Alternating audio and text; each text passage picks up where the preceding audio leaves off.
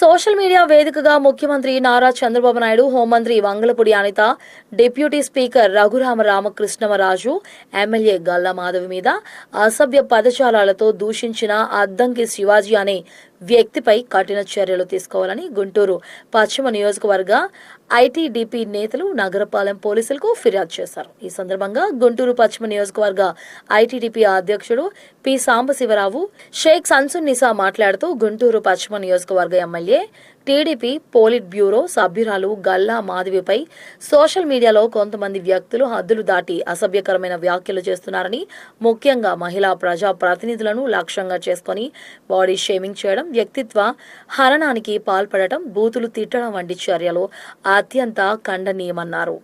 అద్దంకి శివాజీ పేరుతో ఉన్న social media ఖాతా ద్వారా ఎమ్మెల్యే గల్లా మాధవిని మాత్రమే కాకుండా రాష్ట్ర ముఖ్యమంత్రి నారా చంద్రబాబు నాయుడు, మంత్రి నారా లోకేష్, రాష్ట్ర హోంమంత్రి వంగలపూడి అనిత, పరిటాల శ్రీరామ్, రఘురామకృష్ణంరాజు తదితర నాయకులపై కూడా అసభ్యకరమైన పోస్టులు, కమెంట్లు చేస్తున్నారని ఆరోపించారు. నమస్తే అండి, నా పేరు పి సాంబశివరావు, పి శివ అంటారు. గుంటూరు వెస్ట్ ఐటీడీపీ అధ్యక్షుడిగా ఉన్నాను. వీళ్ళందరూ మా ఐటీడీపీ కమిటీ.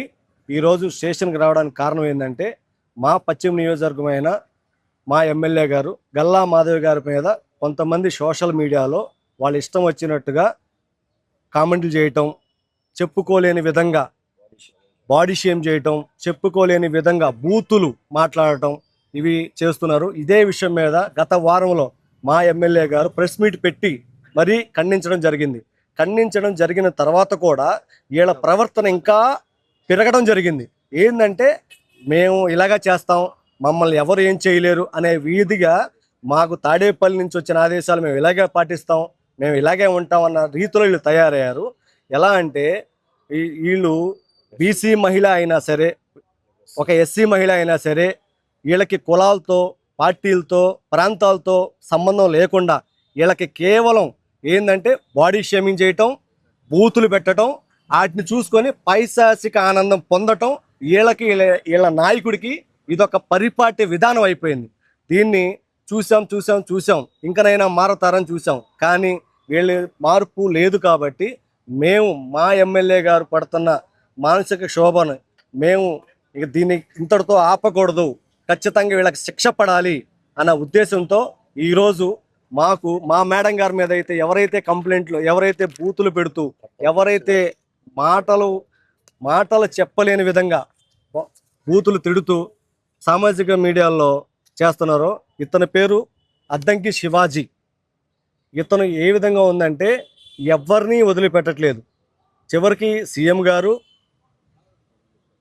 ఎస్సీ మహిళ అయిన హోమ్ మినిస్టర్ గారు, మా పశ్చిమ నియోజకవర్గం అయిన బీసీ మహిళ అయిన గల్లా మాధవి గారు ఎవరిని, ఆ పరిటాల శ్రీరాముని, లేకపోతే రఘురామకృష్ణరాజు గారిని, లేదంటే చింతమనేని ప్రభాకర్ని, లోకేష్ గారిని, ఎవరిని వదిలిపెట్టకుండా ఈయన ఇష్టారాజ్యంగా ఈయనకి నోటికి ఏదొస్తే అది మాట్లాడతాం.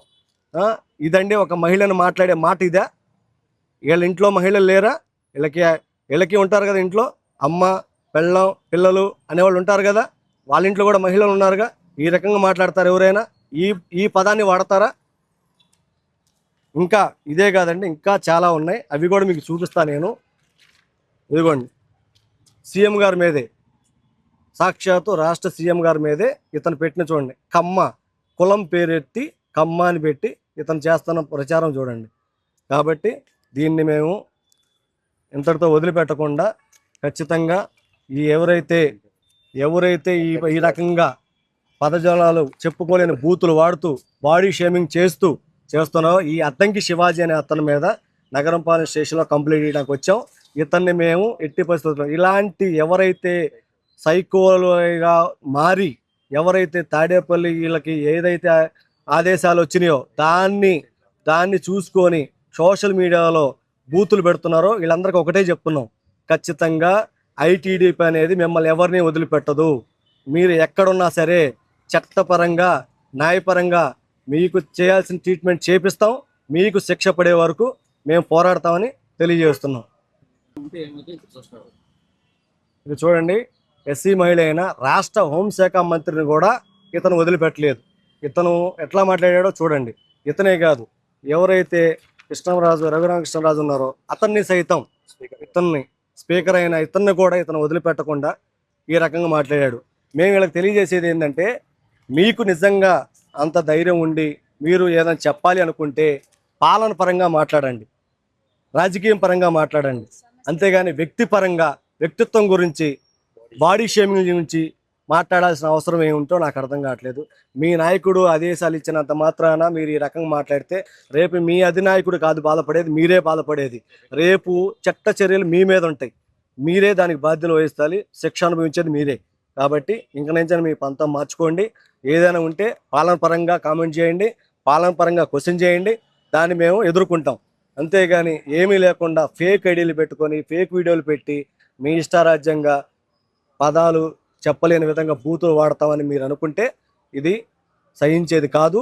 మిమ్మల్ని చట్టబడిలోకి తీసుకొచ్చి మీకు కఠిన చర్యలు, శిక్షలు పడే వరకు ఐటీడీపీ పోరాడుతుంది.